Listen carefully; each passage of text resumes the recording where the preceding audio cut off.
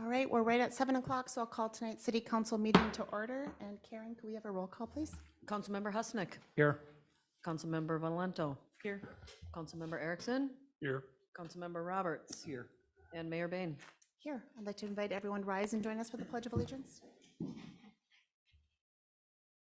Pledge allegiance to the flag of the United States of America and to the republic for which it stands, one nation, under God, indivisible, with liberty and justice for all.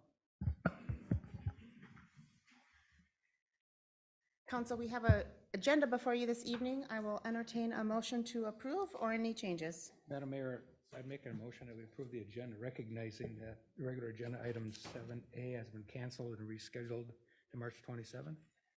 Fabulous. There is a motion. Is there a second? I'll second. Motion and a second. All those in favor signal by saying aye. Aye. Oppose? And agenda is approved. Our next item this evening is open forum. Open forum is any interested party's opportunity to speak on any topic of your choosing. And Karen, is there anyone signed up? You do not. Okay. Anyone online? With that, council, for consideration, we have a consent agenda item 6A through 6G. Happy to entertain a motion to approve or any changes. I'll move we approve the consent agenda. There's a motion. Is there a second? Second. A motion and a second. All those in favor signal by saying aye. Aye. Oppose? And consent agenda is approved. Move on to our regular agenda this evening. Agenda item 6A was, the public hearing is canceled, but Abby, just for the record, could you just give us a quick timing update and dates on what's going to Planning Commission? Sure. So due to the snowstorm last week, the city staff made the decision to cancel the meeting, as the council was probably briefed. Both the Planning Commission meeting last week was canceled and City Hall was closed with in-person services on Thursday. That public hearing that was scheduled for the electronic billboard discussion will be held at the Planning Commission's March 22nd meeting. And then you will hold the public hearing on March 27th. Both of those notices will be re-noticed in the newspaper and online and through our web services, as we do customarily for any other public hearing. Excellent. Thank you, Abby. So no action required by council tonight on that item, which brings us to 7B and the mHealth Fairview annual update. And Chief Newman, I think you're starting us. Mayor, members of the council, today we have mHealth Fairview to provide an annual operational update. We have District Chief Kevin Kane, Deputy Chief Tom Dunn, and your four-legged friend Clayton to Awesome. Provide an update.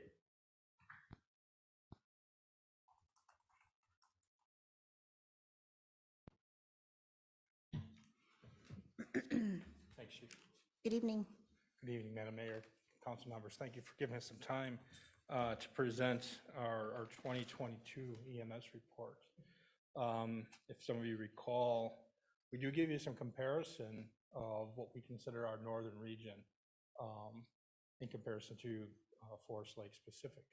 So I'll present some of that data, but then we'll go into really more of the meats and potatoes and the value that we're bringing the residents. 2022, we ended the year, and we did switch from a fiscal year. Our first 1 year was a June to June. Then we switched to a calendar year to be more in alignment with the everyday business. So this is from January through December 2022. For our northern region, we had 4,963 requests for ambulance service. That was a pretty significant increase from 2021. We were up 352 calls. Within that, we had 4,538 responses to the scene of an illness or an injury. We had quite a few non-transports, which are paramedics and EMTs. Many times are able to treat our residents or our visitors without having to take them to a hospital. And in that case, we had about 765 of those occurrences where we were able to take care of these patients and avoid unnecessary transport to emergency room. Overall, we had response times, and I'll qualify this. Our target goal, our reach goal, was 8 minutes and 59 seconds on average. For 2022, For our emergent response, these are our lights and sirens response, 7 minutes and 37 seconds. And a combined of our emergent and non-emergent transports was 8 minutes and 24 seconds. This was we had a slight improvement from 2021 in our emergent response. We were able to reduce that average 16 seconds. And for our non-emergent, which is the bulk of our calls, we're not using lights and sirens, we had a slight increase of about 25-second average response time. For Forest Lake specifically, and we'll go into these a little bit more detailed, we had a total of 2,010 requests. That was very consistent from 2021, only up 5 calls, so the numbers were staying very stable. Mutual aid received. In the 1 year, we had to reach out to our mutual aid partners 77 times. To put that into perspective, throughout the entire region, our northern region, we had to request assistance 172 times. These may be occurrences where we have multiple ambulance calls happening at the same time, or complex calls that require more than one ambulance to the scene of a crash or a significant illness. We also track how many times we give mutual aid, where other 911 providers in the area are calling them health for help. And that number for 2022 was 475. That was a sharp increase, a dramatic increase. If you recall to our report last year, in COVID, we saw a marked increase in the amount of mutual aid that we were requesting, as well as the number of calls that we were going and helping other communities. And what we found that this was consistent all throughout the greater metro, even into the outer state areas like Duluth, St. Cloud. We weren't really sure what was happening as an EMS profession, why these numbers were where they were, but with COVID, it really kind of put a spiral on a lot of our normal stats. But this number has stayed consistent and even grown. So it's caused us to really rethink, uptool, or increase the number of total ambulances we have in our fleet, trying to increase the total number of staffing. But that marked increase, 288 increase from last year, was unanticipated. But that is included in our stats. We don't wash any of our stats. These are raw numbers. We do look for the anomalies. This certainly is an anomaly, but it did not impact our averages. We were able to respond to it and then maintain our targets. So with that, we did make it to the scene 1,851 times in Forest Lake in 2022. Of these, 356, we did not have to take a patient to the emergency room unnecessarily. We do track the urgency of our calls. We categorize the lowest urgency as alpha and the highest urgency as echo. And those numbers retained fairly consistent. We did have a little bit of a toggle in our 2 higher categories of Charlie and Deltas, meaning we, like 2021 and during COVID, our patients are sicker than they had been 2017 through 2020. And that is very consistent throughout the greater metro, and we're seeing that number very consistent throughout the country. And most important, when our residents are waiting for us to get on scene, those times seem to tick by very, very slowly. But our average emergent response time in Forest Lake was 6 minutes and 14 seconds. That was a 7-second increase in average time. It's still well below our average for our northern region and well below our target average of 8 minutes and 59 seconds. Our combined emergent and non-emergent responses, 6 minutes and 38 seconds. So with that, unless there's any questions about the statistics, I'm going to hand it over to Kevin to talk about some of the real values and projects that we're proud of for 2022. Any questions on statistics? I had just a couple quick things that I jotted down. What is your northern region? Just rough borders? It's the North Wyoming and some of the smaller communities north of there. We go east into Scandia, south into Hugo, and west into Columbus and Centerville. Okay. And when mutual aid is responding, where is that typically coming from? We will look towards some of our dispatch centers first, who have control over the various ambulances. Alina Dispatch, although they have control of their ambulance, they also provide dispatch for Lakes Region EMS. We reach out to Washington County, Anoka County. We will often ask for help on the northern side from White Bear Lake, Alina, North Memorial, Lakes Regions. I think that's pretty much most of the ALS, the Advanced Life Support EMS providers in the area.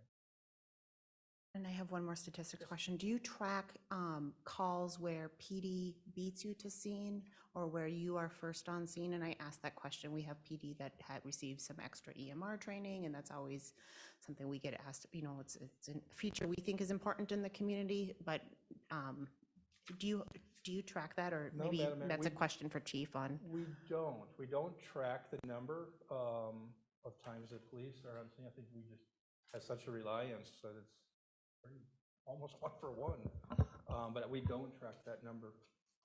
Yeah, there are times that we respond, and there are also other times that we don't respond. Maybe we're on a different call, or some, calls are in stack, that's what we call them. And if we know that the ambulance is getting there quickly enough, and or depending on the call, the medical call or what have you. But yeah, we don't track that either. All right. Okay, Kevin. thank you.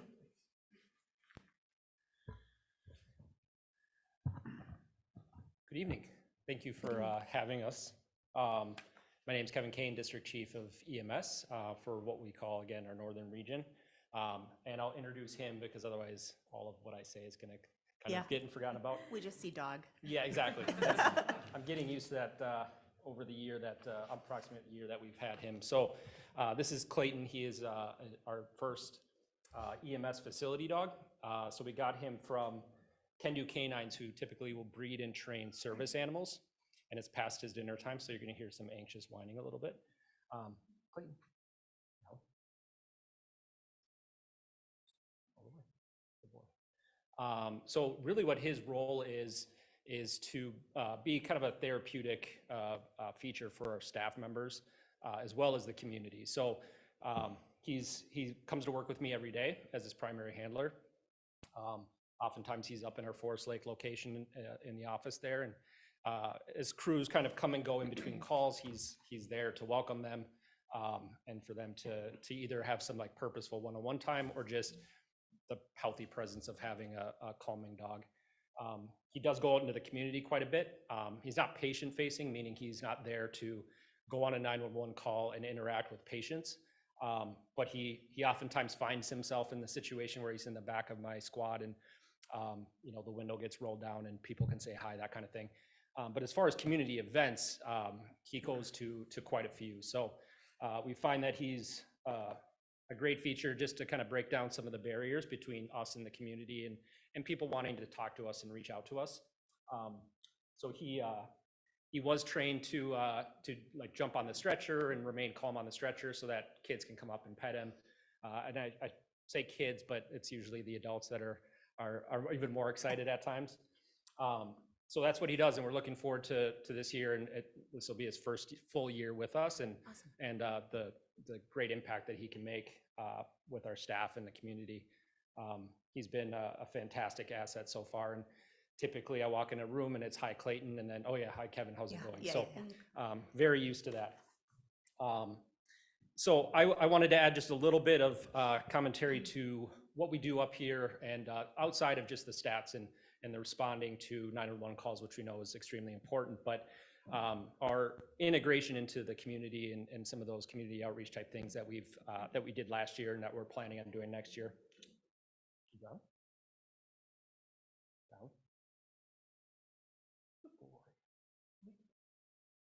Down. So one of the big things is we provide educational services free of cost to the fire department and police department. So we have external educators that reached out to the chiefs and basically said, what kind of education do you need to maintain your certs? And so we provide that free of cost. Like I said, we have external educators and then other employees that are excited about education, and they'll come and actually help facilitate that. So in 2022, we provided 5 of those sessions, I know for sure, for fire. And then I believe police is, I'm not sure if it's annual or twice a year, but we also provide that service so that they can maintain the medical knowledge that they need to get out there and help with the patients. And we talked about this last year, but we continue to have monthly meetings, myself, Captain Weiss, and Chief Newman. On a monthly basis, we go through this data. So this isn't something that he hasn't seen many, many times. And what we found, a lot of the value isn't just looking and scrubbing, going through all the data and really breaking it down. We can go through it rather quickly now that we've seen it quite a few times. But it gives us face-to-face time to talk about, sustains and improves and things like that. And I know myself and Captain Weiss and Chief Newman seem to be on the same page with if there's an issue, let's talk about it today and not wait for the monthly meeting. And if there's something positive that I can share with the staff, kind of the same thing. So we've adopted that mindset. We do a lot of work with the high school as well. Coming up here in June of 2020, it was we weren't sure what that was going to look like. So I tried to integrate us as much as possible into whoever wanted us to see us and have us come share with them. So quite a bit. I'm heading out to Forest Lake High School, whether it's their EMT program, just to talk with them, share some expertise.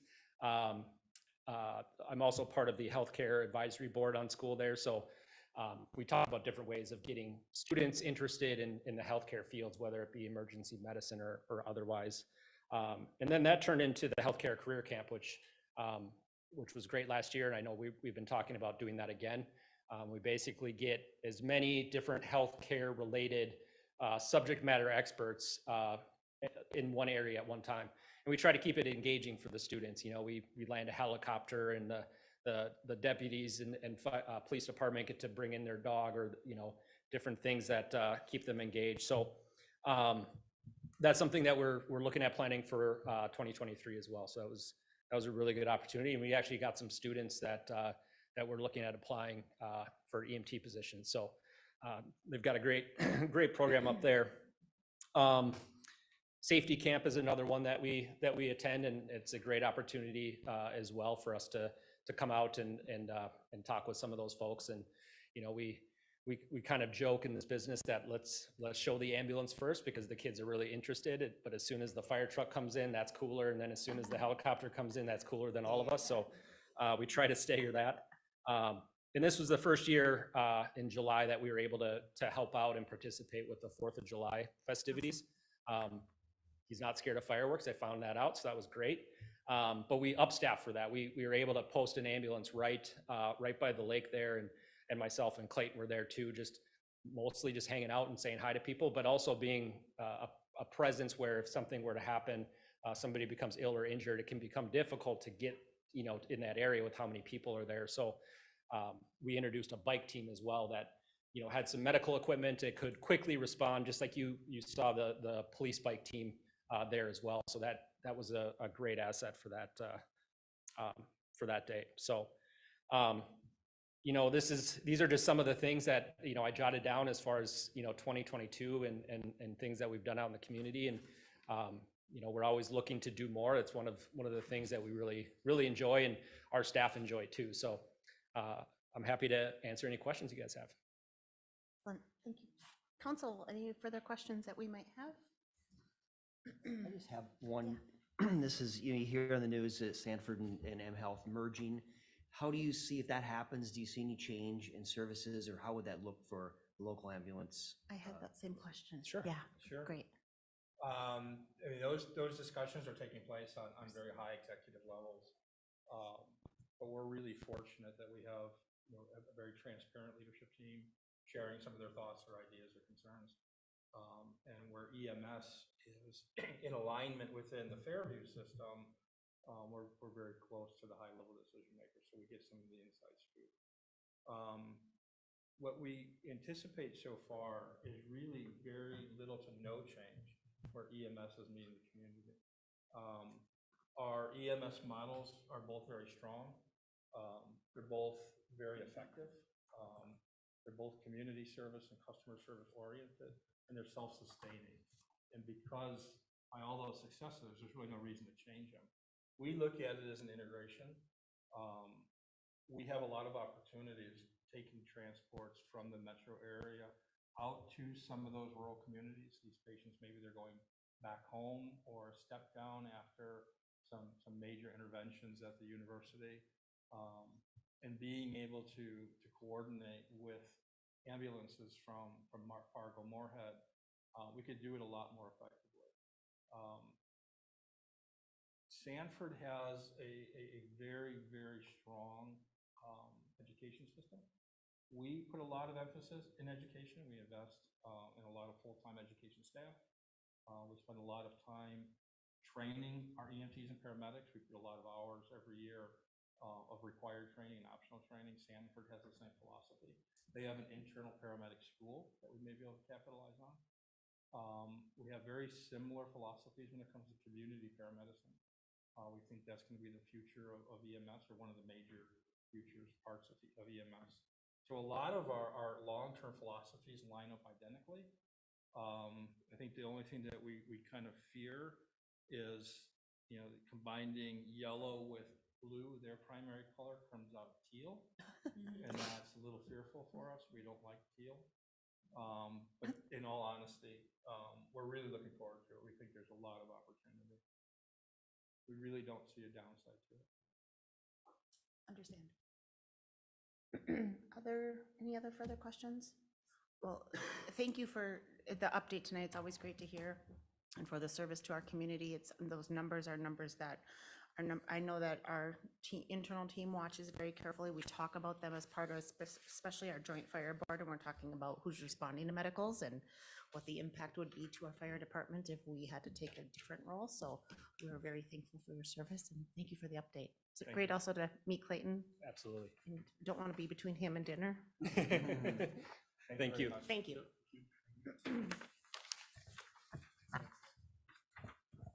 All right, council, next for our consideration tonight is Resolution 227-2301, which is the 2023 Street Pavement Maintenance Project Contract Award. And Ryan, I believe you're walking us through this. Mayor, City Council, in your packet is the bid results and award recommendation for the 2023 Streets Pavement Maintenance Project. So last meeting, I set you guys up with some, just be alert on some stuff that we've been seeing. Tonight, I can give you some good news, is that the low bid came in under our estimate of $920,000, but the thing wrapped into 78 bid items in here. We obviously are lower than that, but the two main components of street projects typically are your pavement and your storm sewer for the drainage, right? And constantly watching those over the last few years, our prices continue to increase. The major components of the roadways, for instance, bituminous, right? We're close to $90 a ton. The workhorse is actually at 90. 3 years ago, you're in the 60s. So if that doesn't scare you of, street financing, I don't know what else to do, because 2 tons gets you 5 feet. That's in the first lift. We have 2 lifts to our roads traditionally, unless it's a more heavy air traveled roadway. But with that, we're under the budget. There is the potential, if we get through some of the wetland approvals, that there would be some additional funds. You could add some potential roadway to this project with a change order at a later date, but we gotta wait till we get closer on some of that other stuff. But tonight, we're looking for the City Council to award the project to Valley Paving Incorporated in the amount of $855,207.42. By state statute, we could add up to 25% to the contract and not have to go through the rebid process. Obviously, that would take us well beyond the budget, so we wouldn't be looking at adding that much, but that's what the resolution within is tonight. But I just want to give you guys some background on the pricing on street components that we're seeing the last 3 years. I don't have any question about the contract or the proposal. I have some broader questions just about what does this mean for costs that I can hold until later. Maybe let's focus first on the bid award. Any questions for Ryan or follow-up?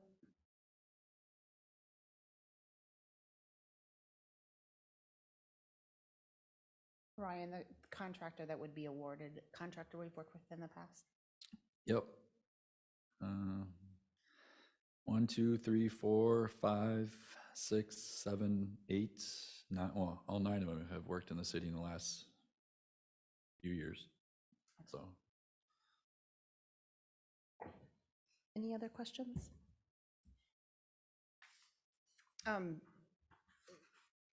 So you're starting to see those bids come back and impact on costs. What is our process on kind of circling back through street projects and overall fund planning?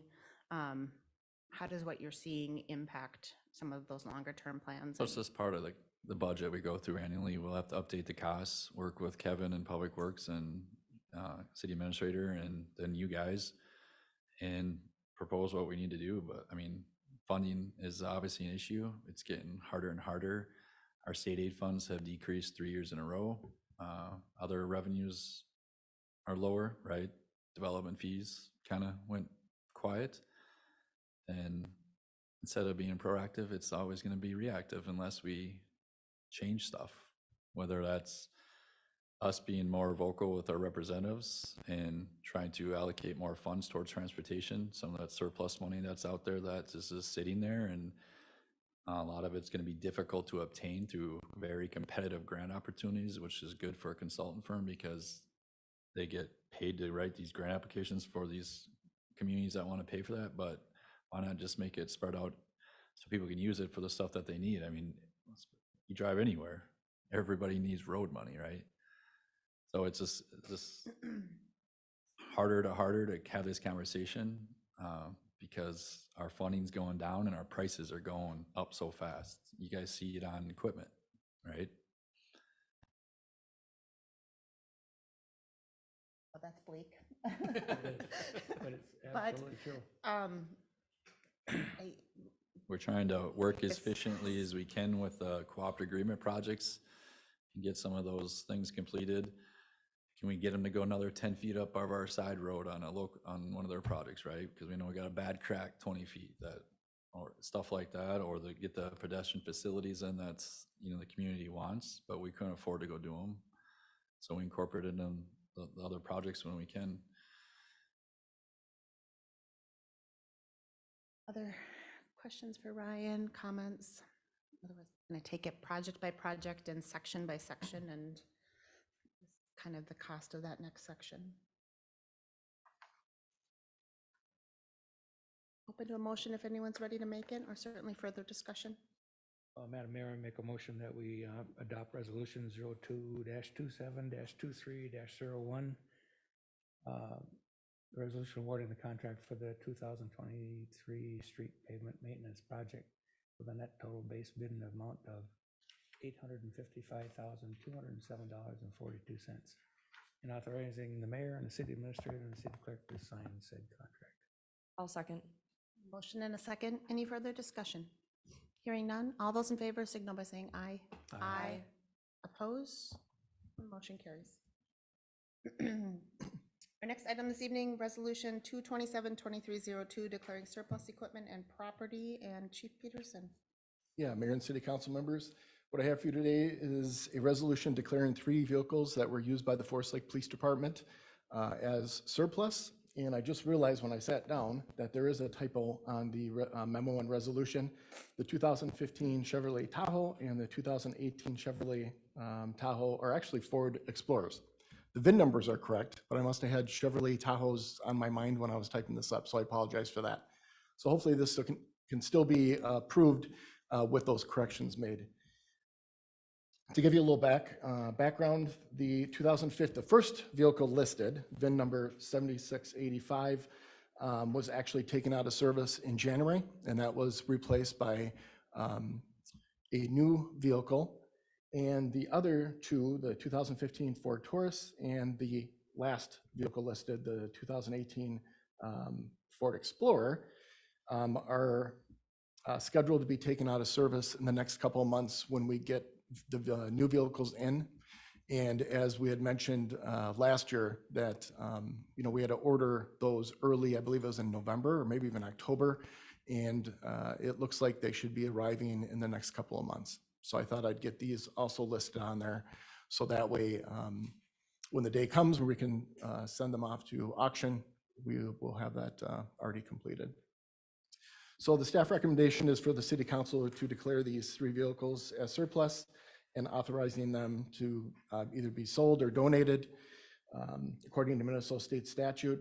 And of course, with the corrections made to the first vehicle listed as a 2015 Chevrolet Tahoe, if that could be changed to Ford Explorer, and the last vehicle, 2018 Chevrolet Tahoe, if that could be listed as a Ford Explorer. Thank you, Chief. Council, any questions for Chief on this?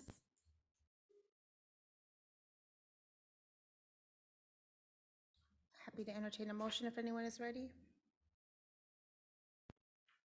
I'll make a motion to approve resolution number 02-27-2302, resolution declaring surplus property and authorizing its disposal, including the changes as discussed with Chief Peterson.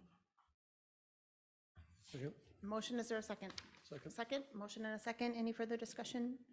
Hearing none, all those in favor signal by saying aye. Aye. Aye. Oppose? And motion carries. We'll move right on to 7E, which is our purchase agreement with, and Abby, I believe you are walking us through this. I am. Karen, could you pull up my screen, please?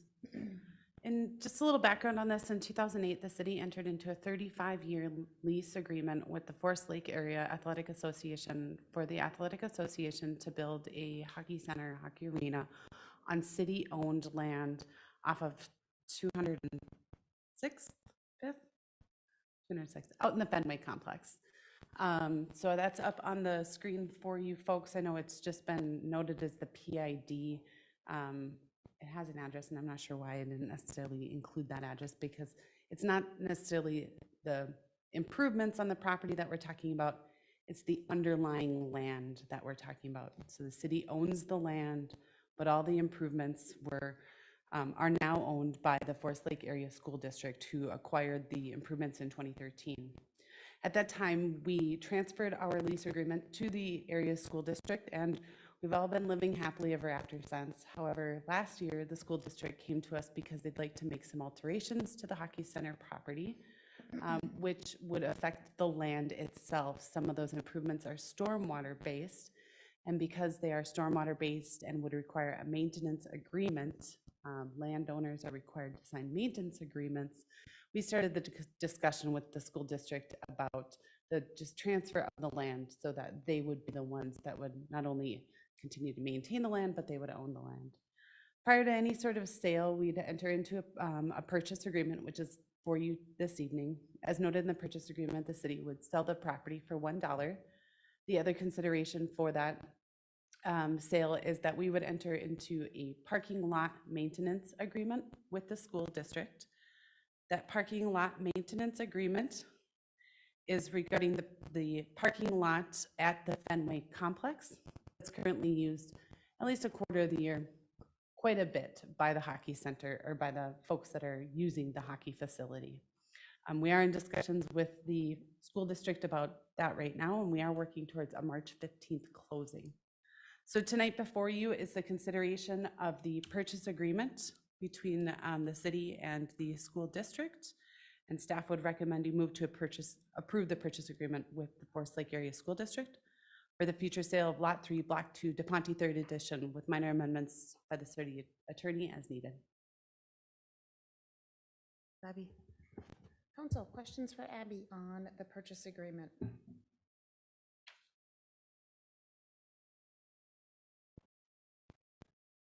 Kick us off, and by way of background, Abby, do we have a understanding as to why this was set up this way? And when that hockey facility was built, do we know why we retained that land at the time? Is there information in record or consideration? I know this goes back a fair number of years, but I'm always just interested in why did we set it up this way to begin with?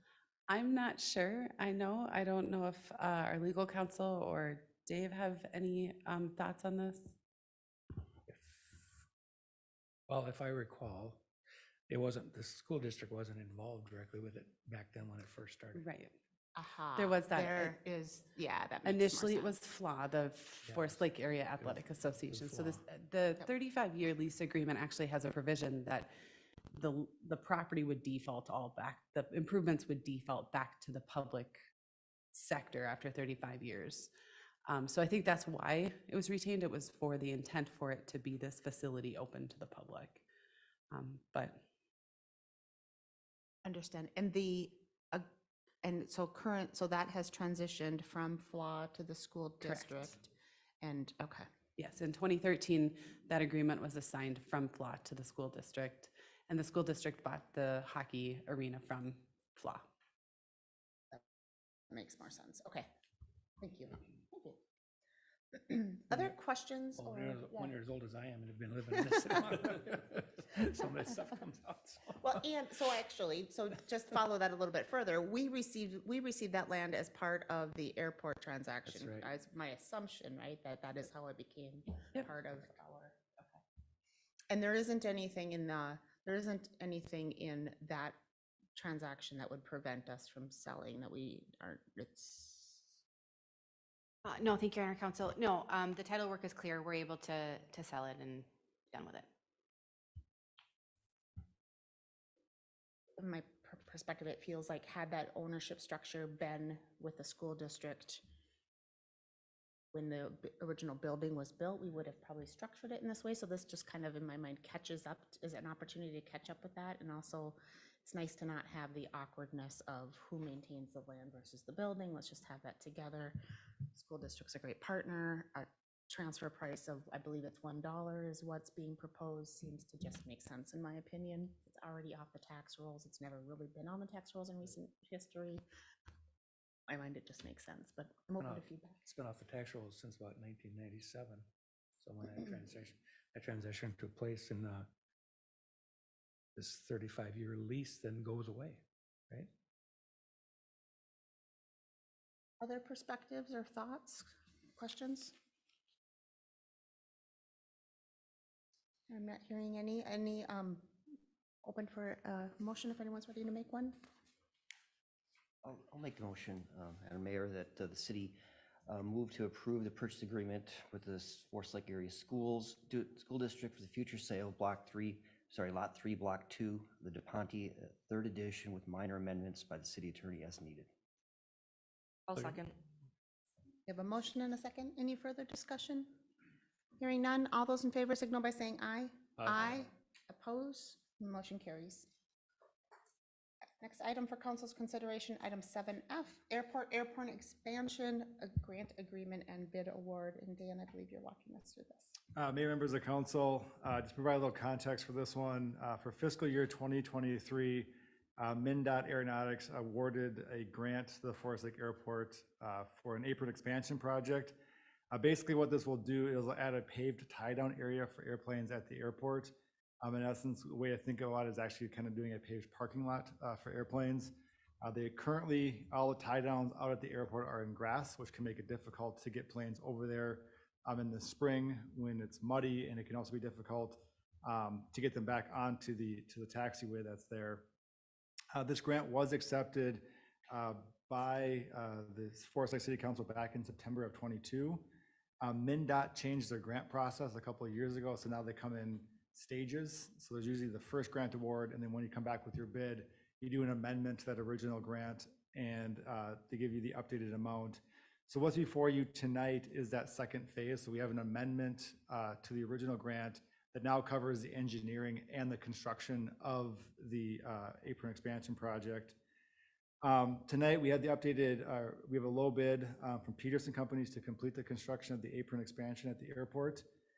This project is being funded 95% by MnDOT Aeronautics with a 5% local match that's coming from the airport fund. So this is all airport dollars that are going towards this project. Back in August of last year, the Airport Commission did meet and recommended approval of this project for fiscal year 2023.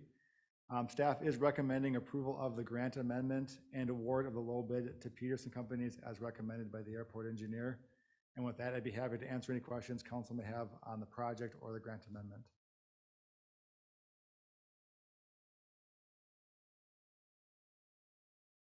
Thank you, Dan.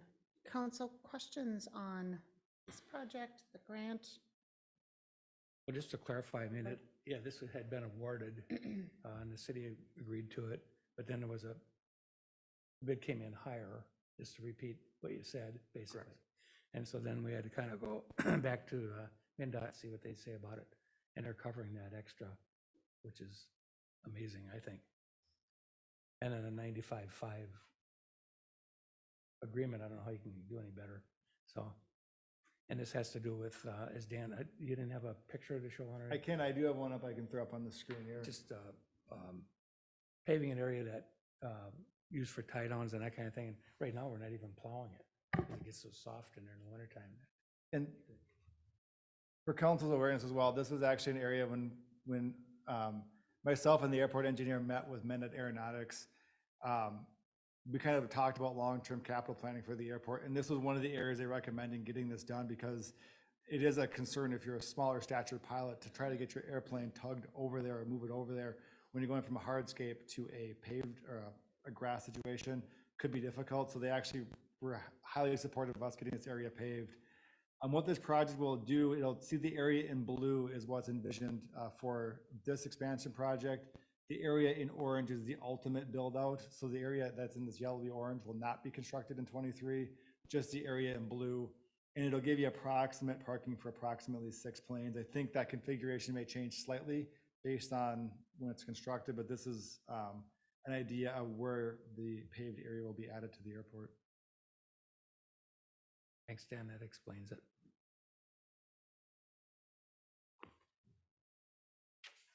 We get, every time we talk about the airport, we get questions about just airport funding. So I think it's always important to note that, so this project is 95% supported by MinDOT Aviation, but then also the 5% that is funded by the airport fund, it comes from airport fund dollars, which is not supported through the general fund. Our airport is generally self-sustaining, and this, so is kind of continued use of those general sustaining dollars. We did not do this project. It's not like it gives Ryan some additional dollars for streets or Dave some additional dollars for sewer and water. It really is, these are airport fund dollars, so. Correct. Questions, thoughts?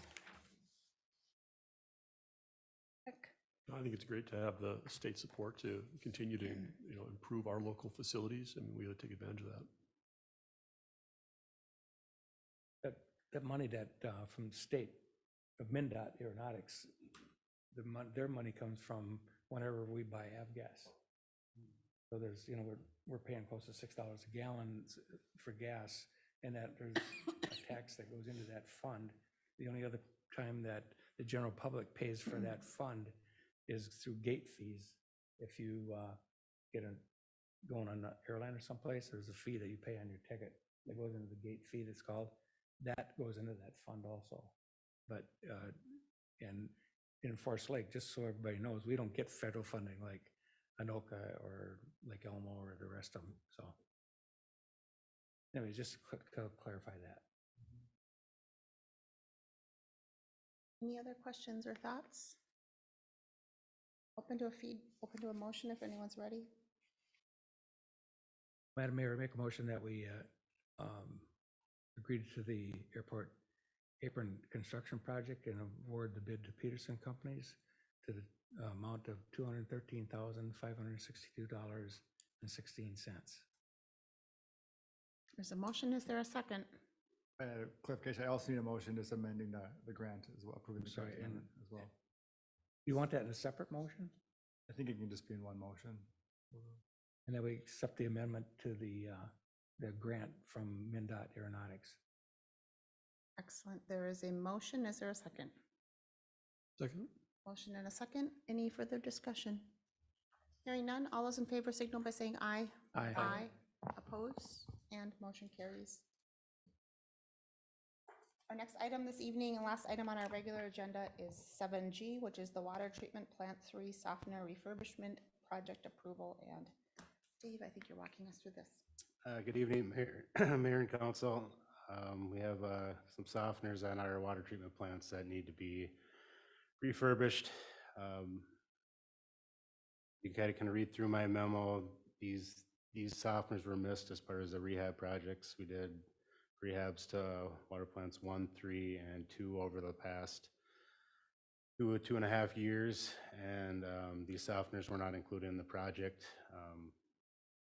tested them outside of the project and found that they were all operating about 50% capacity, some as low as 15%.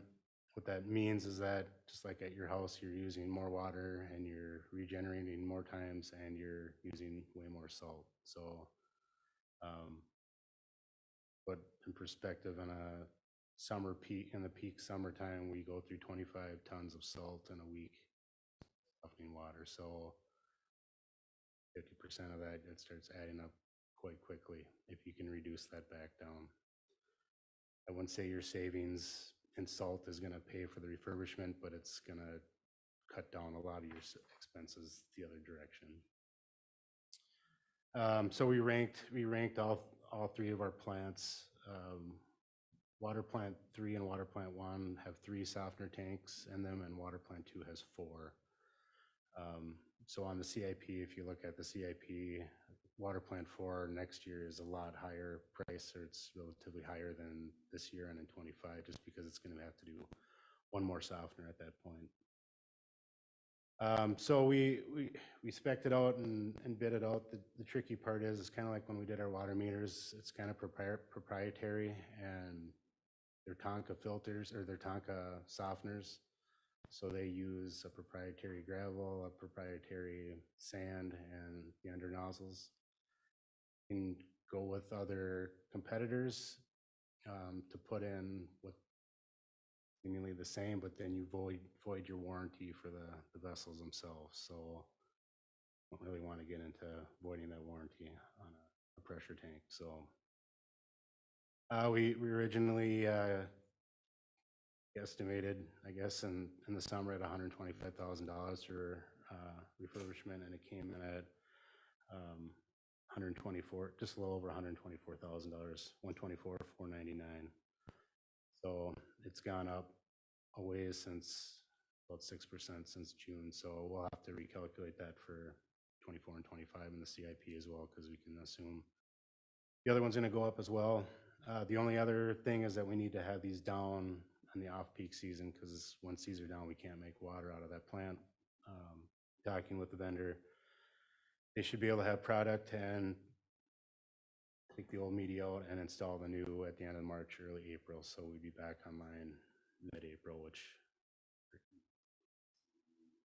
about the 1st of May. So start irrigating. Timing-wise, it will work out pretty well. But really tonight, I'm just seeking approval for the $124,499 for Creed America to refurbish water plant number 3. And I'll entertain any questions if you have them. When did you say the actual work would be done?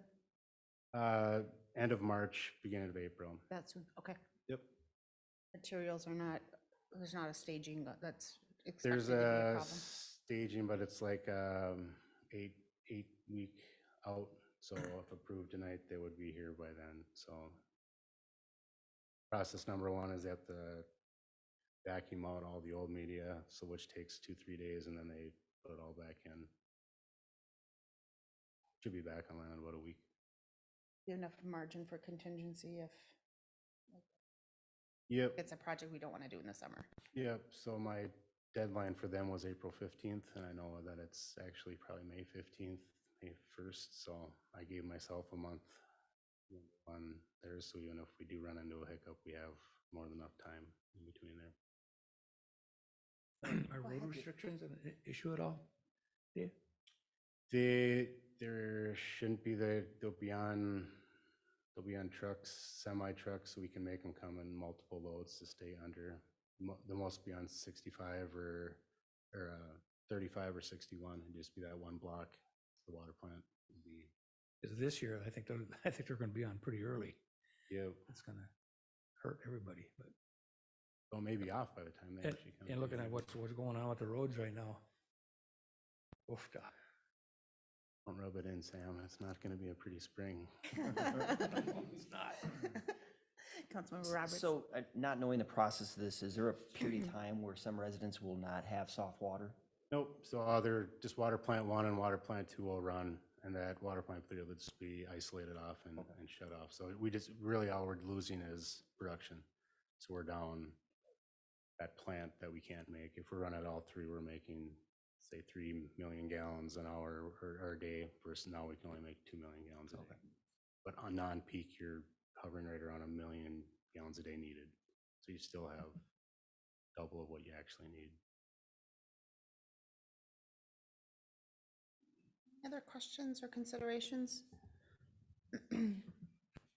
All right, and this was on the CIP? It Yep. just, okay. That was the end of my questions. Anyone else? All right, happy to entertain a motion if anyone's ready to make one. That page through this so many times that. I can find it. I make a motion that we approve the water treatment plant softener refurbishing project with Carita America for $124,499. I'll second. There's a motion and a second. Any further discussion? Hearing none, all those in favor signal by saying aye. Aye. Aye, oppose, and motion carries. All right, that ends our regular agenda this evening. We are going to move into a couple of workshop topics, and just a quick reminder that this is a working session of council, a little more informal in approach. Anything that we talk about tonight that requires official action will come back at another council meeting. And our first item of discussion tonight is the loved weed harvester. And Dave, I think you're going to kick us off. Yep. Councilmember Bain, you had brought this up a few times in past meetings about wanting to talk about the weed harvester. I thought I'd get on the discussion item and just kind of open that conversation. What information council would like from me, or what you would like me to look into, or to kind of go whatever direction you would like. If you like information, I can provide that too as well. So more or less just trying to feel out what we want to discuss here. We maybe just start with just some background on weed harvester, and then maybe just a summary of what we did last year as just a reminder is maybe a good spot to kick us off. Yep. So as long as I've been here, and probably long before that, they've been cutting weeds on Forest Lake. Mechanically, I believe they used to have two cutters back in the day, and now they just have one. The past use it a lot as a dock cleaning service as well. That would cut up the people's docks and clean up around there, and then back around the lake. DNR does not allow you to cut weeds within 150 feet of shore. So once they kind of made that mandate or pointed that out that we can't be in there, we started getting a lot more complaints and a lot more, why aren't you cutting around my docks anymore, and all that stuff. So now basically we have a map that the Lake Association puts together for us. They get a permit through the DNR, and we have a GPS on our weed harvester that shows where we're at, and then at the end of the year it prints off and shows that you didn't get within 150 feet of shore. It shows you which zones you're cutting in, all that good stuff, or that you weren't in where AIS was. So it kind of self-monitors yourself.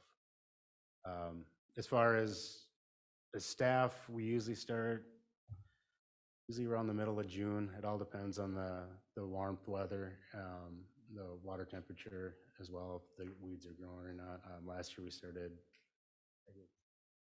15th, June 16th, something like that, second week in August, and then we run 2 labor. Typically, they're both seasonal positions. Well, in the past, we've used full-time people. Then we use a mix of full-time and seasonal people. 2 years ago, Jerry from Lake Association took it over, and he hired a couple staff, which kind of were employed through the city because they had to use our equipment. He ran it for the year, and then now last year we took it back over, and had a full-time seasonal truck driver and harvester operator. Because a lot of times the person cutting was driving too, so it kind of cut down on cutting. So yeah, in a nutshell, that's what we do. It's a difficult job to staff.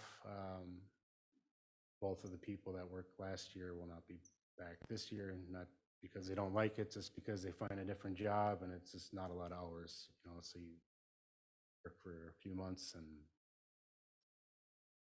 can't really expect them to sit for 9 to wait to come back. So How much training does it take, Dave, to run one of those things? Depends how mechanically inclined you are or running equipment. I mean, the guy we had running it last year probably picked up in a day and a half. And then I'm in person with him for multiple weeks to make sure that, Yeah, 'cause it's not super difficult, but it's. No, but it all adds to the expense, and so that's why I'm asking that, so. We've had this, so there's been this kind of question and back and forth on should we continue the weed harvester program? Should we not?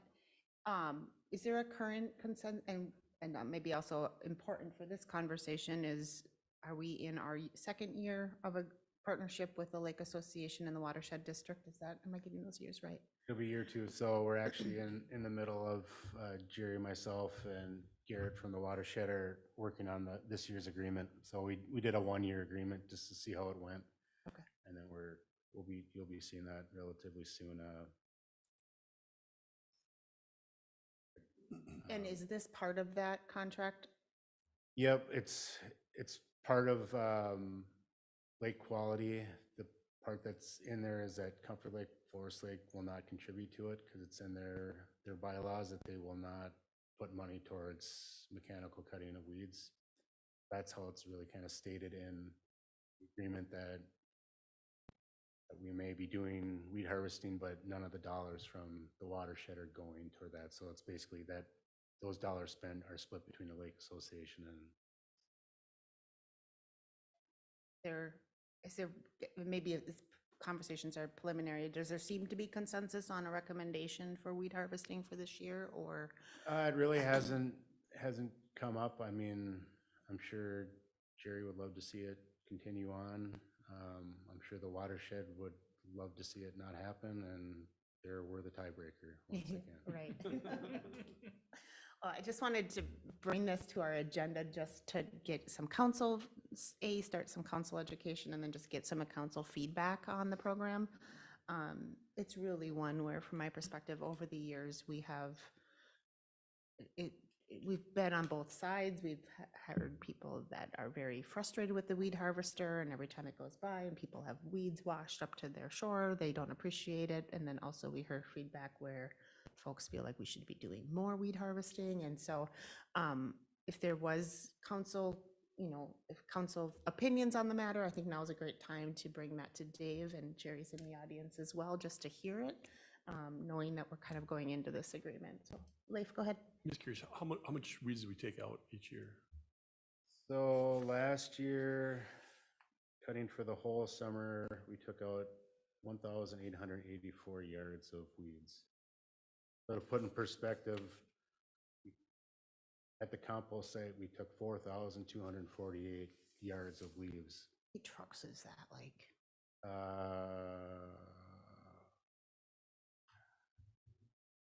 Don't even have auto Reaches for a populated. calculator, yeah.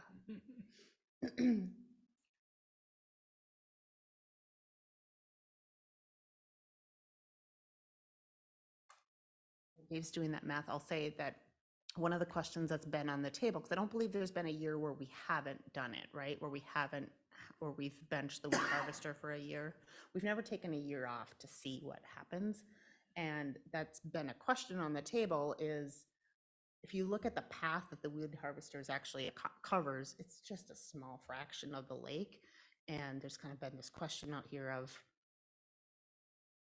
are we accomplishing much? And is it worth continuing? And obviously we haven't given council all of that information to make that decision tonight. We're not looking for a final decision, but if there were some, initial perspectives, now would be a great time to hear that.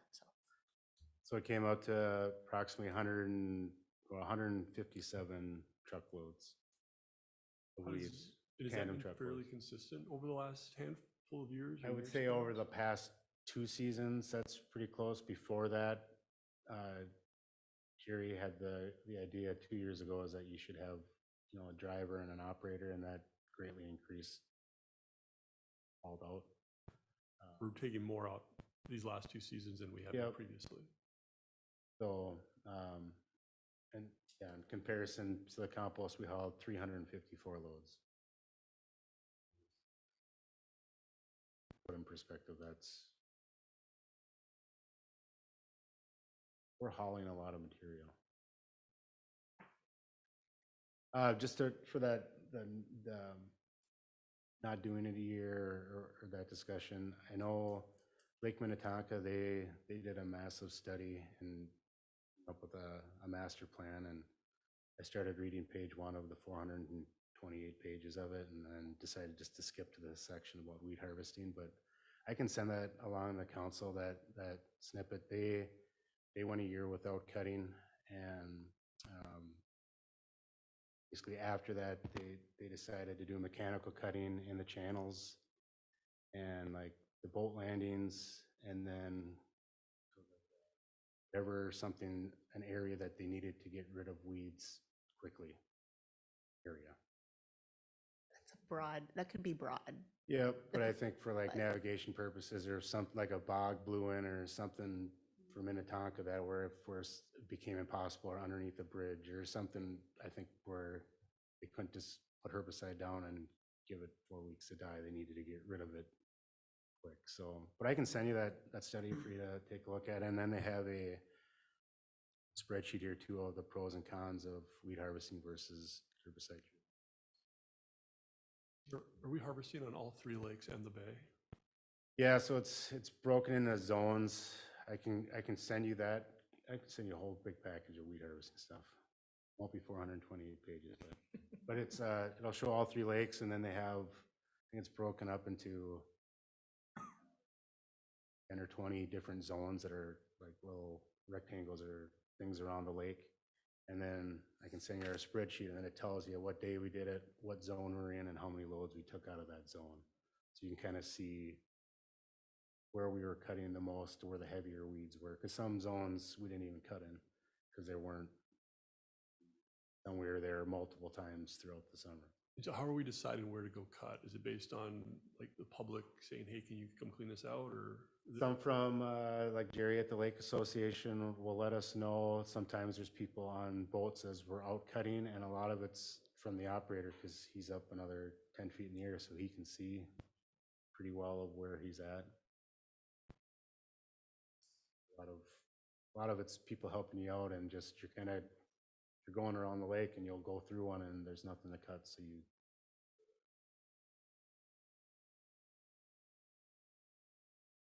So I guess, obviously new here, not knowing what the budget in the past, I know there's an agreement with the Lake Association Watershed District. I wasn't aware of that the Watershed District refused to pay the portion or on the harvester. So that's just ultimately the Lake Association and the city's call on that, or as far as budget dollars come from? So the agreement is we spend $150,000 on the lake collectively, and then the city and the watershed are at, I think, 47.5% of that 150,000, and then Lake Association's 15%. So of that, our 47 and their 15, that's where that money for the harvester has to come out of. So at the end of the year, we still can't go over 150,000, but they just can't spend any of their dollars on the weed harvester. So with that dollar amount that the city contributed, or the Lake Association, what was the harvesting alone? Is there a number? Yep, the harvesting was just a little under $24,000. And then that isn't coming out of the general fund, right? That's MS, what is it called? The street sweep? I don't know. I apologize not knowing the term on that. Is that correct? So everything but the seasonal wages, the wages are in the weed harvester, but there's a transfer from 205 fund or the surface water fund to the general fund to cover those wages. It's always been set up as weed harvester wages, and you put them with other seasonals and you get them mixed up. So it's just easier to keep them by themselves and transfer that money across. Okay, I would, would like to see the Lake Association have some input on, whether it's probably not the right time right now with Jerry, but just some time to talk about their thoughts on this to really make a decision. Also, is it common for other communities to use weed harvesters? Not that I am aware. I think it was a lot more popular. I don't, Gary probably knows more than I, or even Mike from the watershed, but I don't know much more in the metro that cut. I know Minnetonka used to have a whole bunch of them, and now they sold most of them off. So I think there's a lot of private companies that'll do it now, that you can hire to come and, hey, come and cut around dock and do that. But I don't know how many cities or watersheds, and I don't know if any cities that cut. Like even Minnetonka was the Lake Association.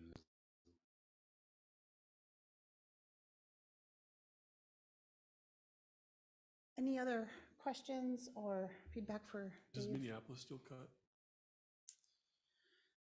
I don't know. I can do some searching and see who's all Just cutting. several years ago, I was down there paddleboarding on one of the lakes and at that time. So it was in the last handful of years.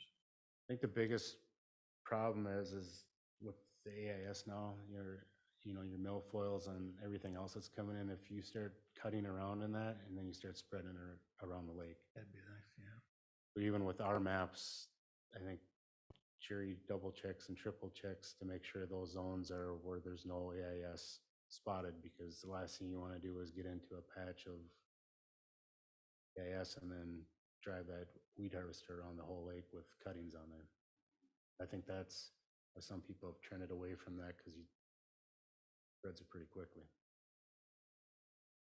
there any kind of a comparison between hiring a private contractor to do it and doing it ourselves as far as cost effectiveness, or?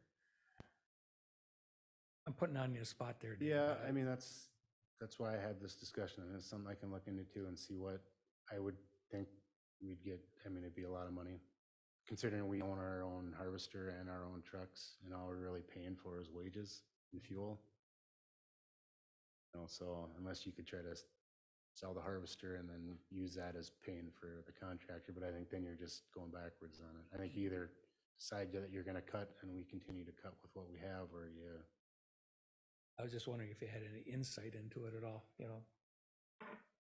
The equipment, knock on woods, is still maintainable? It's, It's yeah, we hanging work in on there. it every spring, and,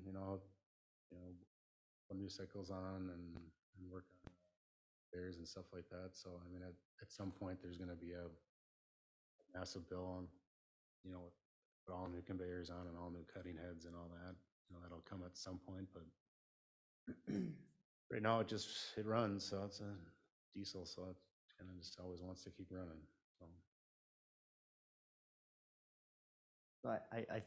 For doing the math, it's less than $140 a load.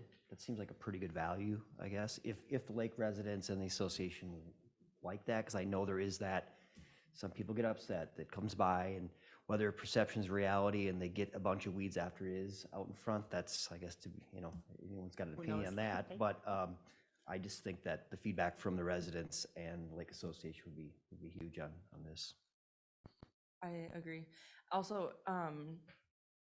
so if it wasn't for the weed harvester, then what would be the alternative option? And I think you've mentioned it already, but just for clarification. Chemical treatment. And then, do you know the price difference of what that would be? And then the environmental impact of the differences of those? But I can look That's into re- that. yeah, for it's you. re- Jerry's indicating it's a non-starter. And Jerry, you're Yeah. welcome to the podium. Let me clarify that. DNR will not allow you to chemically treat any of it. Allow you to cut it with a harvester, but they absolutely will not allow you to buy chemicals. So that is not an option. What, if I can ask a question Yeah, to that please. follow-up? Because I don't live on a lake, so this is all just interesting to me. Then what do, if for any lake, if you can't use chemicals and then they don't have a weed harvester, what happens then? You have Weeds everywhere. vegetation all the way up to the surface where people and boats can't get through it. Sure. Or it's a lake that has a topography. I mean, this isn't a challenge in Clear Lake because Clear Lake has different lake structure, different plants, it's different depths. It's part of, I think part of this is a Forest Lake specific challenge because of our topography. Is that correct? Forest Lake has one of the most diverse native vegetation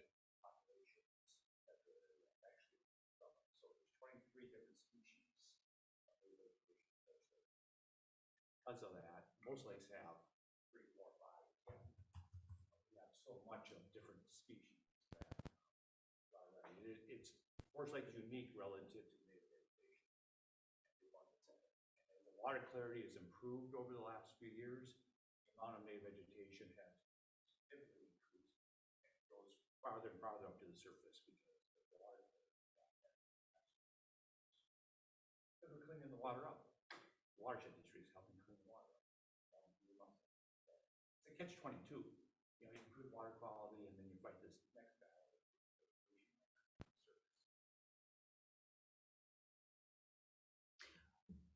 Well, certainly, any other questions or part of this discussion tonight is really to help form Dave's, kind of our question list for Dave. So as that agreement's coming back, any other questions or things you would like him to consider? Or Dave, do you have what you need from us? Got a lot of it. Excellent. Thank you. Thank you. And yeah, Councilmember Roberts is right on note that, you know, kind of the partnership with the Lake Association, it is our largest natural asset in the city and clearly important, and boating is a big part of that. And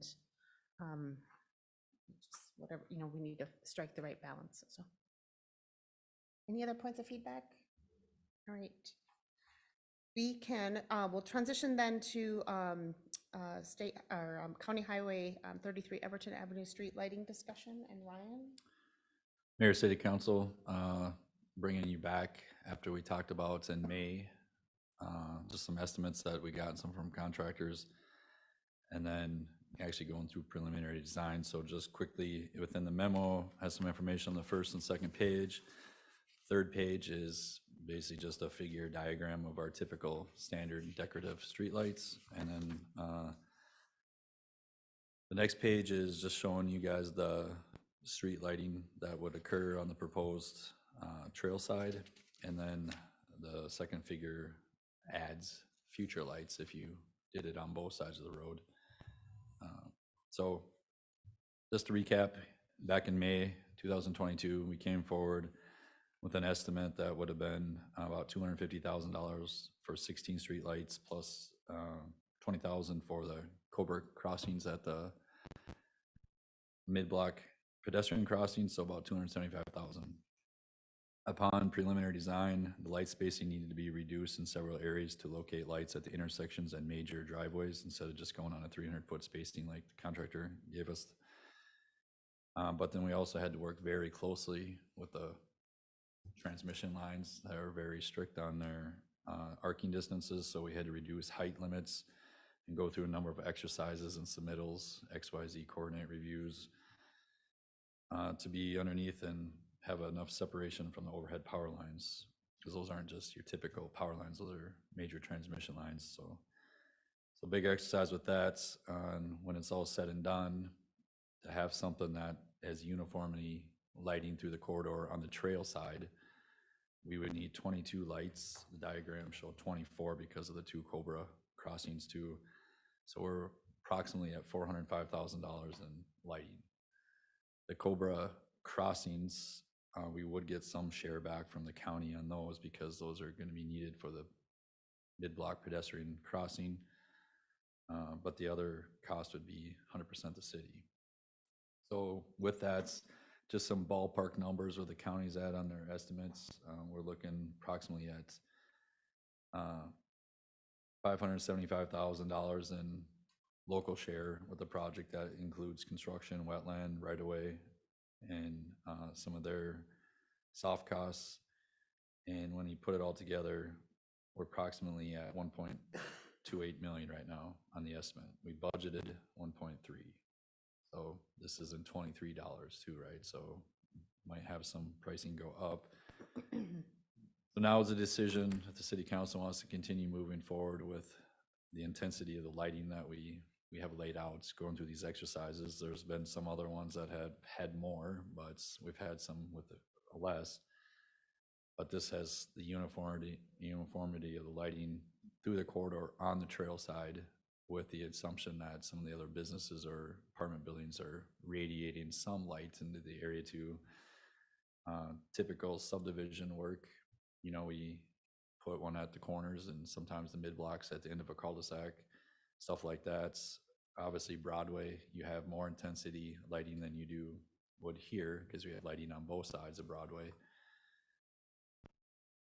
So we're just bringing this forward because we'll be having to work with the county to have 90% plans in April. So it's kind of, do we want to continue to proceed with what we got for lighting, knowing that's the ballpark cost that we're dealing with? Or do we want to back it off? So, and remember this, if there is, you know, you want the same lighting that you got on Broadway, there would be probably a future project that would have the other side, but we're not proposing that just because of the cost. And knowing we got County Road 32 coming down the pipeline, if we're gonna follow suit there too, that's another close to $1 million in lighting, right? Would you, seeing that level of consistency, would you expect that this is something we would also consider for portions of 97? I know that's the state as a different partner, but I mean, is this, I'm just trying to kind of measure the domino effect of these types of decisions. In my initial review on 97, I specifically said the city did not want to own and maintain lighting along the 97 corridor. As we negotiated it into the projects at the roundabouts, that's $500,000 in lights just at the roundabouts. With there's obviously the fiberglass poles, or what they got down there. They're not the blue poles, right? The Cobra heads. So they actually own and maintain and pay the electric bill on that right now. So if we could continue that to match into the divergent diamond lighting and not take ownership of that and focus on the Broadway corridor and maybe some here, and then the 61 corridor, maybe up in the downtown area. How much do you want to spend on lights?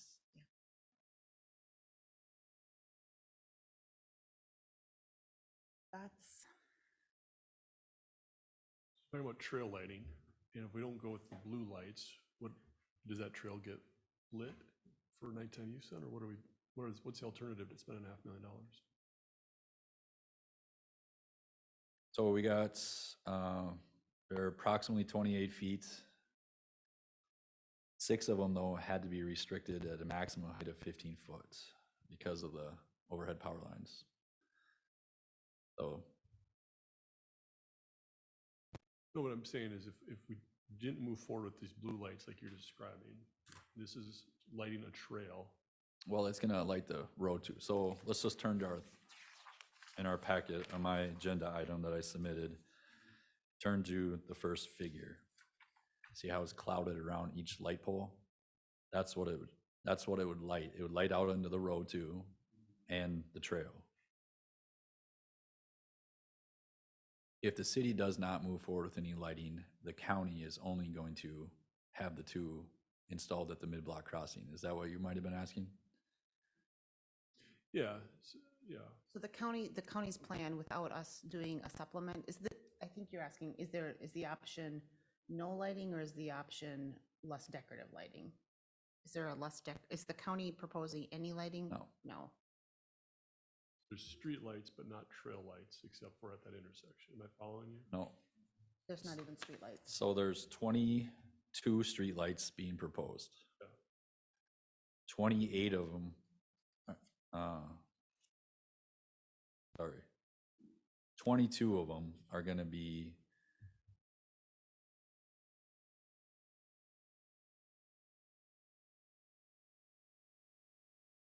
well, 22 minus 6. So those will be installed at 28 feet, same height as along Broadway, okay? But 6 of them had to be reduced to 15 feet, which is, what's the ones in the developments? 15? You know, like in the subdivisions? So they had to be reduced to 15 feet to get that separation to the overhead power.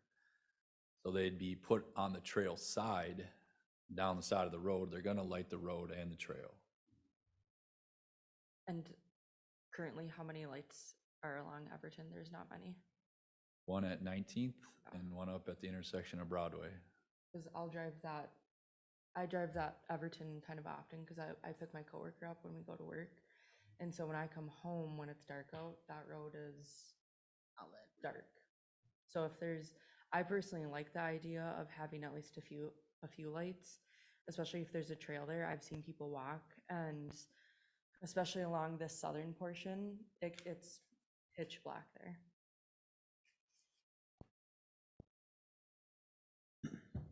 What does the light that they would propose, what does that look like? Is there an example in town that there's already, the county would do? The county will not do lighting along this corridor. Except for at those Midway or something like? No, it's just gonna be off that power pole at 19th and Everton. Is there anything on the south end? Is that a Cobra? We're not going that far south though. And then up at Broadway, it's off the signal. In the southern portion, the light that hits there is from the bridge, because there's the blue lights along the bridge there. Curious to me that the county, when I originally looked at this packet, I had assumed that this was more of a question of, hey, do we do standard lighting or do we do our nice Forest Lake blue lighting? And it seems like, no, it's a question of first, do we do any lighting? And it's surprising to me that the county, with a trail involved, doesn't have a plan for. They don't get into the lighting of the projects. So that's why we then started working on that and brought that stuff towards that May meeting, then brought this stuff together after working closely with all the partners, and here we're at. You can increase the intensity, you can go backwards on the intensity, but if we're gonna want lighting along that corridor, it's gonna be a local decision. They do match 3% of that. It's part of their cooperative agreement, or cost share policy. So let's say you spend $400,000, 3% of that, the county would match, but up to $130,000. And also, as part of that cooperative agreement, other landscaping is, this isn't our only. We're not doing any landscaping just Okay. because where would you put it? We're already purchasing right away to fit the infrastructure in there with the stuff, with the trail. And then it'd be in the boulevard. You know, there's just nowhere to put it without, there's no medians in the road. And it'd be just a lot more cost too.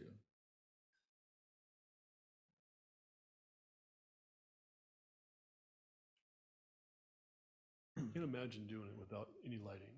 I know, and I know, and I appreciate our areas of town where we have spent the extra dollars for the extra Forest Lake lighting.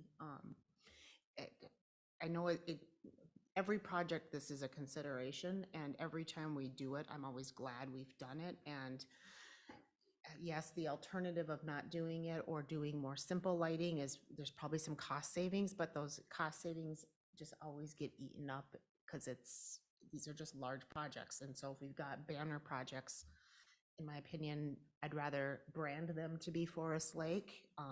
And to me, that's worth some extra dollars. But it's, I mean, I don't know, an extra $500,000 is a lot of money for lights. But the overall project is also incredibly expensive, and so. Just so we're all talking the same numbers, our estimate is about 405,000 for what's presented tonight. County would split that 35,000 one back to 50% of what would be a fiberglass Cobra head. So that'll bring that down a little bit, and then the 3% match to that too, over all the lighting.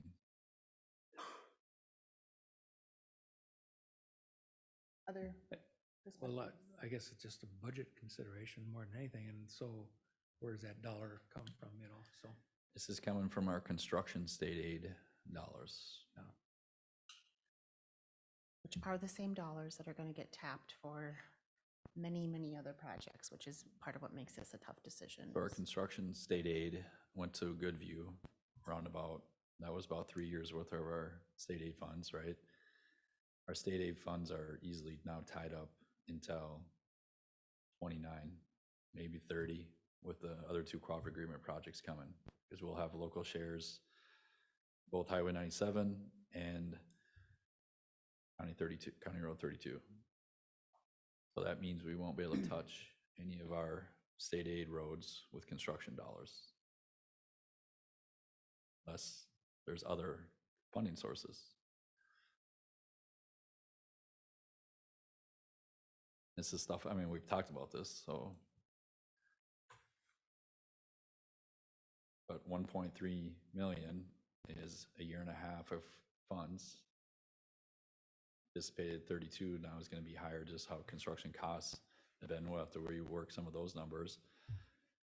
Same thing with the roundabout, with the stuff that's being added that, or 97, sorry, so. For context, again, what is our state aid dollars in 2023?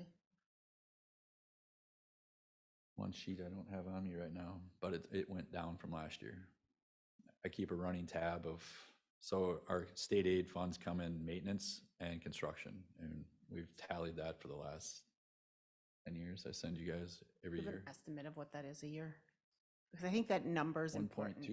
1.3. The total is about 1.3 between maintenance and regular state aid is what we're getting for 2023. Challenge of this decision is it's And the maintenance 3 to portion of that goes towards like our seal coat, crack filling, Dave's patching, and other maintenance work Dave's doing. We keep it at allotted 75 for construction, 25 for maintenance, because then we don't have to track or get audited on how you exactly spend that money, you know, those other resources. So if Dave needs to maybe do something a little out of some of that normal maintenance somewhere else, he could do that with that budget, and it's more flexibility, but and less paperwork. But it lines well with our community. I would say the majority of the communities, that's how they designated their state aid funds. I'm getting probably technical and complicated for you guys, but this is stuff that we deal with every day. You can go down and look at every city that's state aid and see how they delegate their election. And we do it 75-25. So 75% of our state aid funds are gonna be going towards our local share, which is gonna wipe it all out. Right. For context, so the question tonight for us, for feedback is on lighting. For context, would we use the same type of pool of dollars for like a monument sign? I'm just trying to look at other decisions that council might be making. I don't know if that would be state aid eligible. But we would, if So we it's went not. through an exercise to get these streetlights state eligible back on Broadway, where we had these incorporated into the details, standard plates, and adopted and stuff like that. So that's. Understood. In absence of them being state aid eligible, though, they're going to come out, like a monument sign would be funded from general fund project dollars, right? Is that? I don't know how that would, because if you go do if you do go do a monument sign standalone, that's not street work, so I don't know if that could come out of Fund 211. Mayor and City Council, it would just come down to basically our policies and where possibly there's available fund balance and where we're planning on spending those dollars out of. There is no necessary requirement that it would come from, say, the general fund or Fund 211. My thought would be that it would fit into the capital improvement plan in Fund 211, as it would be something capital in nature. Right. And not this more operating type activity. Just for reference, the street lighting operating cost does come out of the general fund currently, and that has $115,000 budget tied to it, which includes the electricity costs and some repair and maintenance on streetlights that the city has.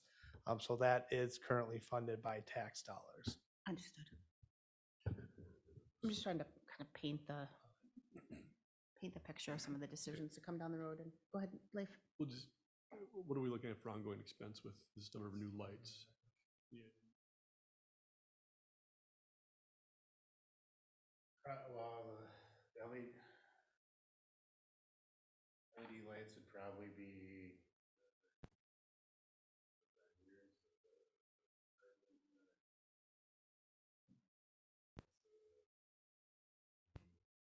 Broadway, we just painted them 3 years ago.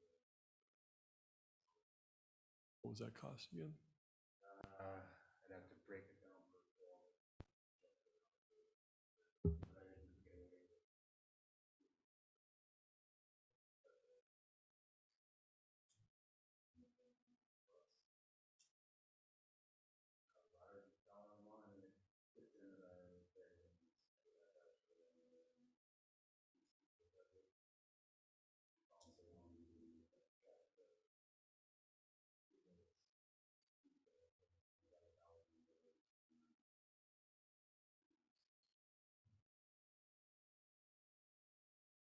Plus the electricity costs themselves. I mean,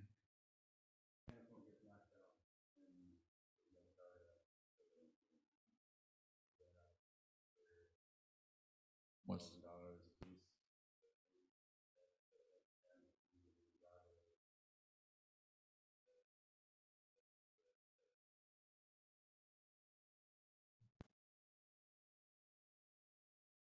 Well, I think we're all in agreement that we need lights there, right? Is that's one of the questions? Is it that, to your point, I thought the same thing, that we were really here just to decide, like, the color thing, but if it's, we gotta decide how many lights we want and then decide if we want a blue light. I'd like to see it that way, just to tie in with what we're doing, but it does get expensive if you want to continue doing that. Does. And I guess yes, it gets expensive, and then to me, it does kind of open up the, we've got those decorative lighting on Headwaters Parkway. And so then it kind of opens the question on, do we also do that around 11, go ahead. the lighting on Headwaters Parkway is actually a light that's a product of the electric supplier. So in that case, it's all Conexus, right?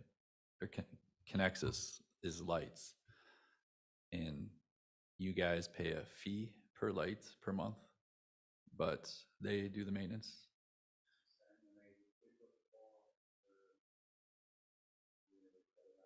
The developer has paid for the poles. Ah.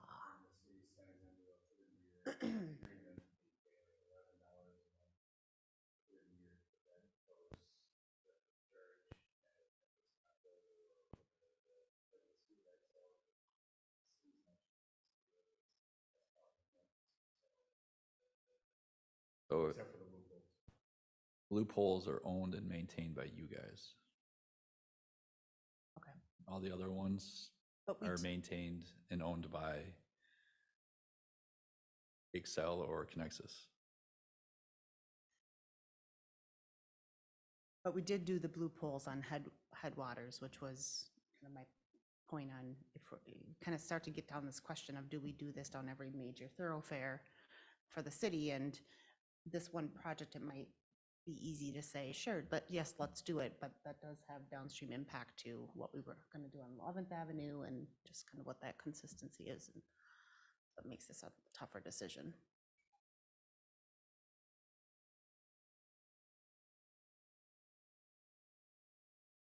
Other points of feedback, or maybe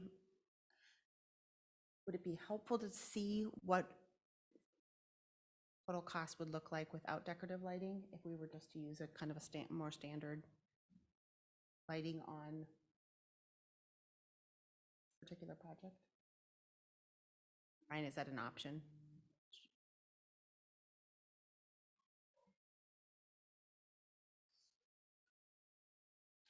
Yeah, we could go to fiberglass, right? And have metal looking poles down the corridor. What am I missing? Is that just a really bad idea? It's better than no lights, is it not? Yeah, I personally, So- I would like to see lights there, because we're putting a trail in. What's the point of putting a trail in if we're not gonna have lights? Granted, most people walk in the summer, so the sun, it's light out until 9 o'clock or whatever. But I think it would just tie in nicely with Broadway. And then if we're redoing 11th, to put some lights there. 11th is always, people are walking down there. And I think I would like to see the city going towards, and I mean, we can see it in the projects, but going more towards having those trails, having those sidewalks. The cost is unfortunate and is brutal to look at, but again, what's the point of putting those trails in if we're not going to light them up and let people properly utilize them? And right on Everton here, there's a development right west of there, and then there's an apartment building, multiple within there, but then they're also adding 2 more apartment buildings that haven't even been, people aren't even in there yet. So I would like lights regardless. Blue lights would be ideal.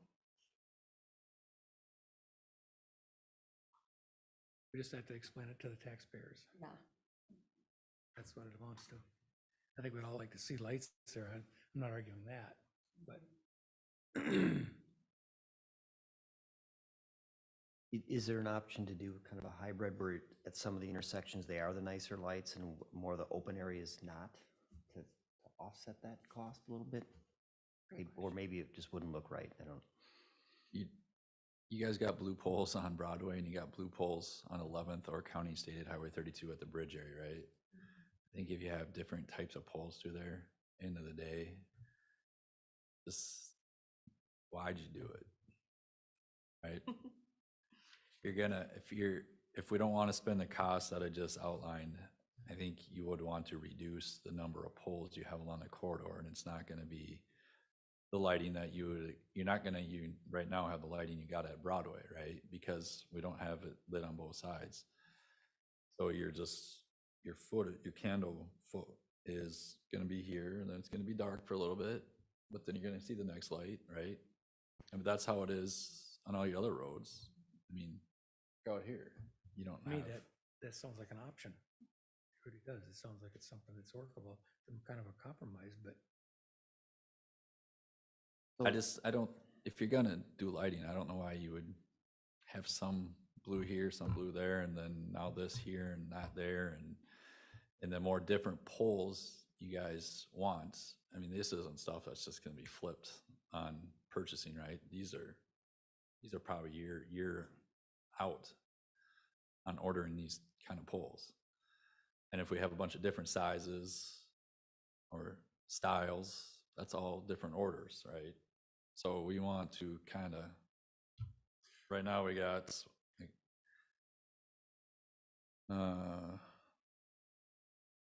6 short ones, and the rest are, so we got 2 styles or 2 heights, same style. And could they all be the shorter ones there, or Then for you the- just reduce your lighting intensity across. Oh, yeah, sorry, you already said that. So if you go higher, you get it to spread out more per pole and get your more bang for your buck. I'm all for continuity and just statics and making it match if the dollars are there to somehow do that or justify it.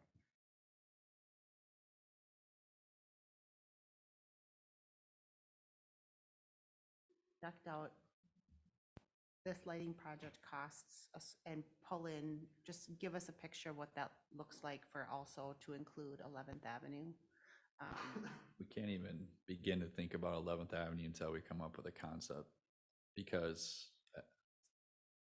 the exercise, once we knew where the curb and gutter was going to be, where the trail was going to be, and had to go back and forth with these power companies, we got the same situation on the first part of this intersection too, and depending on, do we have trail sidewalk in here? Do we have a median down the road, or how wide is the road? It's just not efficient to even start trying that, but we have till 2026, right? Lots of money in 2026. We won't have, no, because you're gonna have your 97 project, I know, right? But I I'm just saying, it's not due diligence to do that time and spend the time. Yeah, and I money on get that it. now. Part of the challenge in just making also this decision is that we're talking about annualized dollars in our state aid dollars, and then we're talking about a project that is going to be a 20-year project, or it's a long-term project, and so it's hard because Better last longer than 20 years. long time, right? So we're making, those light poles that, yes, it's a large one-time cost, but they're going to be there for a very long time. It just happens that we've got a number of these projects stacked up in the near term. So it makes this decision a little bit even tougher to swallow. But I still go back to I don't think anyone looks at our lighting downtown or our lighting in Broadway and says, gosh, we really shouldn't have done that. I wish we would have saved some dollars here. And I feel like this is also an important corridor, and I feel like the safety aspect of the trail, yes, we should have lighting, and if we're gonna have lighting, the extra dollars on the decorative element, I think is. That's kind of what I'm hearing, for sure. How's that for some tentative feedback? My understanding is you just told me to kind of move forward with what's outlined in the memo. Yes. That's what we'll plan to do, and if circumstances change the wrong way, moving from here to before the polls are ordered, ultimately you could prepare a change order, right, to revise the lighting plan and, all right, contractor, instead of 22, we got to get down to 18. You know what I mean? This is like we do on street projects. Sometimes we get to add and sometimes we have to take away. To that point with new council, so this is, workshop session, when is next council action on this project? If I remember right from what I emailed City Administrator Patrick Casey, that the county wants to come here to talk about the cooperative agreements at a meeting in April. That's where we're going to have more current costs. It'll have the cooperative agreement plus the maintenance agreement and the cost participation.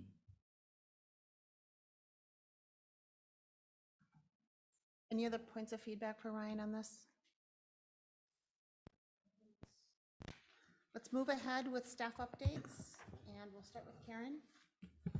Thank you, Mayor Bain and Council. I don't have any updates this evening. Dan. Mayor, members of council, I want to thank the Chamber of Commerce for sending out the flash update on the CIIP, the new incentive program. As a result of that, I got a couple of calls immediately right after that email hit and a couple of follow-ups. So there is interest in the program, which is good to see. I met with Civic Plus and talked about the analytics on their website for Q4 of last year. So this is pre-design. And just sort of based on some of the new navigation structure that was put in place at the end of last year, we sort of ended up exactly where they wanted to see municipal governments in terms of number of clicks and time on page. So they said we're right in line with industry standards on the analytics side. And then when I meet with them at the end of Q1, I'll compare Q4 versus Q1 to see how the redesign, with the graphics and stuff, change that. But one note, we are still sitting uniquely to Forest Lake. We're higher on the mobile than the average that they see. They see most of their municipal clients in like the 30 to 40 range. Right now, we're at 56% of our views are coming in mobile. So Forest Lake is highly mobile, I guess, from a end user standpoint.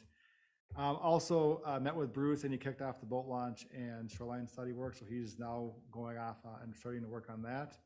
And the final thing I have is that the airport commission meeting for this Wednesday is canceled, and we're tentatively rescheduling that for April 5th of next month.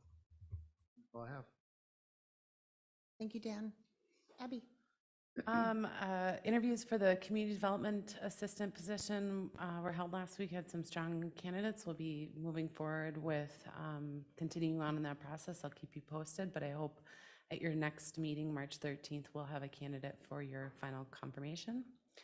And then I'm not sure if I'll get it right, but I believe it's the community guide from the Forest Lake Times came out in the newspaper last week. There's a great article on Forest Lake in it. I encourage you all to take a look at that. That's all I have. Thank you, Abby. Amanda. No updates tonight, but I'm available for questions. Dave. All right. Ryan, anything for council? No further updates. Excellent. Thank you. Chief Peterson. Yeah, I have a couple items for you this evening. One, we have one vacant position for the position of police officer. And that posting was open for, I believe it was 3 weeks, and we received 8 applications for that one position. And I think I've explained this to you over the last couple of years, how difficult it is to get these positions filled.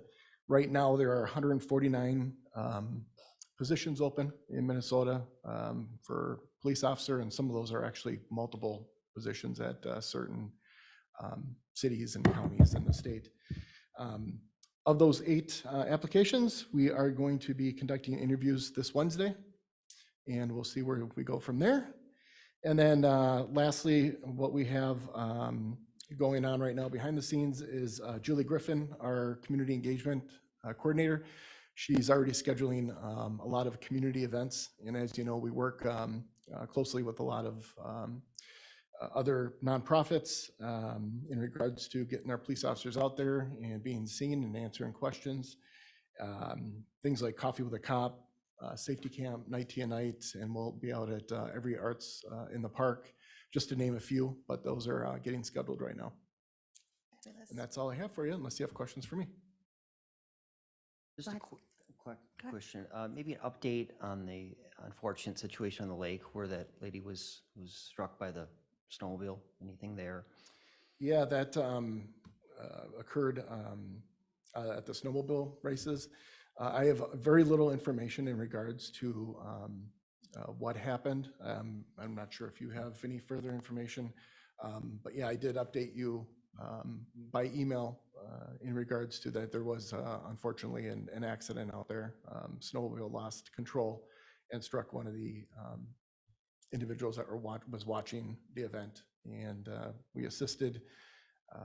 When I say we, police department, the fire department, firefighter was actually there at the event and was able to administer first aid to the injured party, and mHealth responded and transported her to the hospital. I don't have a whole lot of other information about that, and I haven't received any other updates other than that. Do you see whether the county requires it or the city more fencing or more protection there in the future? Or? So yeah, this event was a permit that they received from the county for a water surface permit. We actually, as you may recall, you do see that permit and then I believe you approve it. Karen, is that correct? Correct. And that is something that we actually have put together a committee. A lot of us department heads just started the last couple of months meeting and discussing permits and maybe some requirements that we should be looking into in regards to that. Now, unsure in regards to that incident. All I know is that, it was, there's not a whole lot of snow out there. There was fencing out there, from what I understand. And they also had, I believe,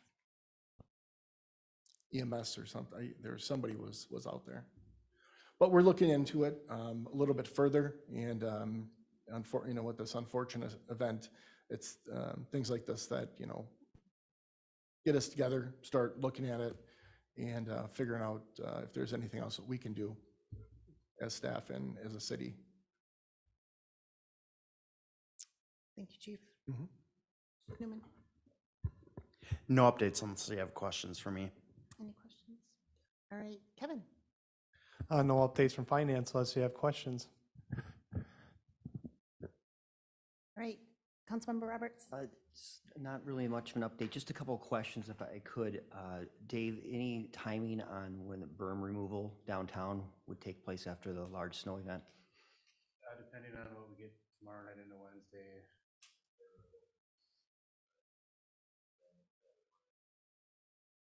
Okay, and then just, I think we all received a letter from a Mr. Grono out on Itasca about downtown sidewalks, and just not sure if staff sees that, but just kind of point in notice to let's, that something that staff does see at some point, or how that happens. We received a letter from a resident with concerns on downtown sidewalks, so. I believe Patrick gets included in those, but in his absence, I'll make sure that gets forwarded on. All right, Councilmember Valento. Nothing for me. All right, Councilmember Husnick. No updates tonight. Councilmember Erickson. I had a chance to meet with Chief Newman last Friday, which was very informative. As newly appointed to the fire board, it was great to kind of get a little bit of background and the great work they're doing. And then this last Thursday night, I sat in on the Comfort Lake Forest Lake Watershed District meeting, and they're moving forward with the new wetland restoration. Just to the west of Tim's Marina. And they're projecting it'll keep about 20 pounds of phosphorus out of the lake each year. So nice project. Very good. Just short updates for me. I know we still have an open seat on the EDA. I am still working on getting that filled, so very much still on radar. I would expect I have an update for our next council meeting for that. So just appreciate the level of interest we have in that position, and it is actively on my to-be worked list or being worked on list. That's it for updates from me. I believe we have a closed session. Is somebody reading us into closed session? Madam Mayor, I make a motion that we move into closed session pursuant to Minnesota Statute 13D.05, subchapter 3B, attorney-client privilege, discussion of pending litigation regarding Lakeview Farms of Forest Lake and the LLC versus Forest Hills Farms Owners Association and the City of Forest Lake. The closed session will be held at the Forest Lake Conference Room and will commence immediately. Once the closed session is completed, the City Council will reconvene the open meeting portion of the council meeting in the chambers. Once back in session, the council will adjourn the regularly scheduled council meeting. I'll second. Motion and a second. All those in favor signal by saying aye. Aye. Aye. Oppose? Abstain. One abstention, and we are in closed session. Thank you, everyone. Can I just mention one thing, just for the record? I am a part of the Forest Hills Homeowners Association, will not be attending the meeting, closed session. Thank you, Councilmember Roberts.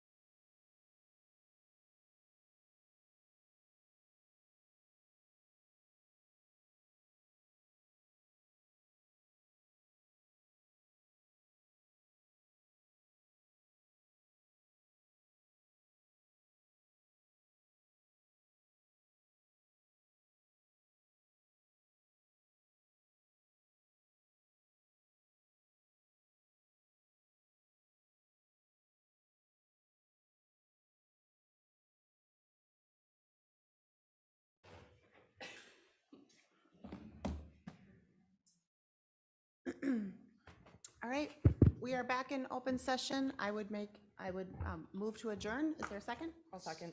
Motion and a second. All those in favor signal by saying aye. Aye. Oppose, and we're adjourned. Good night, everyone. Good night.